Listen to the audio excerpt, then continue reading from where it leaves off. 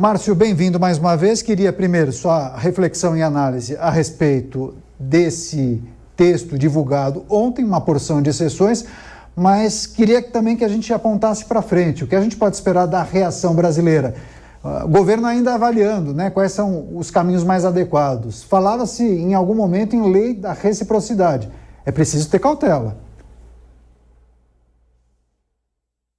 Boa noite, obrigado pelo convite para estar aqui, é uma satisfação falar com toda a audiência, meu abraço para o Rodrigo, Daniel, Rubens. Realmente a gente está diante de uma situação muito difícil. O Brasil, ele precisa encontrar soluções para problemas reais, mas acontece que o Brasil não vem procurando saídas diante dessa crise. O presidente Lula, ele cavou esse pênalti, ele buscou essa crise. Ele vem há muito tempo acusando os Estados Unidos de uma forma intensa. Aqui no Instituto a gente levantou algumas falas dele, ele chama Trump de sociopata, ele chama o Trump de câncer da política internacional, que a vitória dele era uma derrota para a humanidade, que ele alimenta o ódio, a divisão e o autoritarismo, que ele tem uma retórica fascista.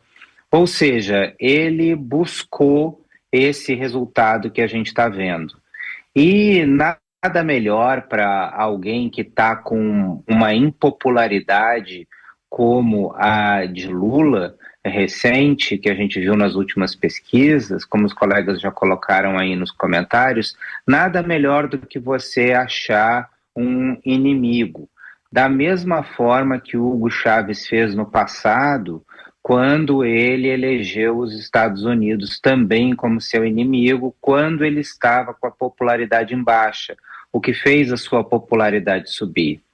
Mas o presidente Lula, ele vai além disso, né?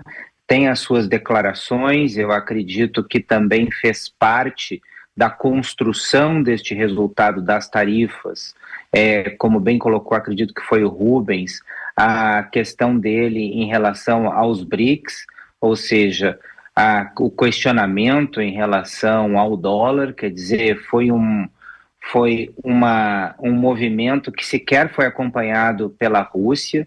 O chanceler russo Sergei Lavrov disse que a Rússia não acompanhava esse movimento, que esse era uma declaração e um movimento exclusivo do presidente Lula, que não era um movimento BRICS. E me parece que os Estados Unidos também podem estar usando o Brasil como um laboratório de reação sobre até onde eles podem ir.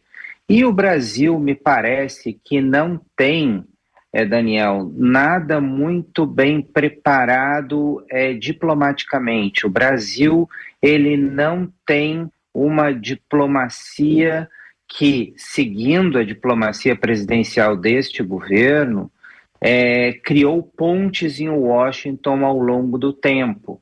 E me pareceu que isso ficou bem explícito agora, que a nossa embaixadora lá em Washington não consegue manter reuniões de alto nível com ninguém da administração republicana, que os nossos senadores que viajaram para lá viajaram sem agenda, viajaram sem ninguém que abrisse portas para eles lá, e que os empresários estão dependendo muito mais da diplomacia corporativa feita pelos escritórios do que efetivamente pela nossa diplomacia oficial feita pelo Itamaraty.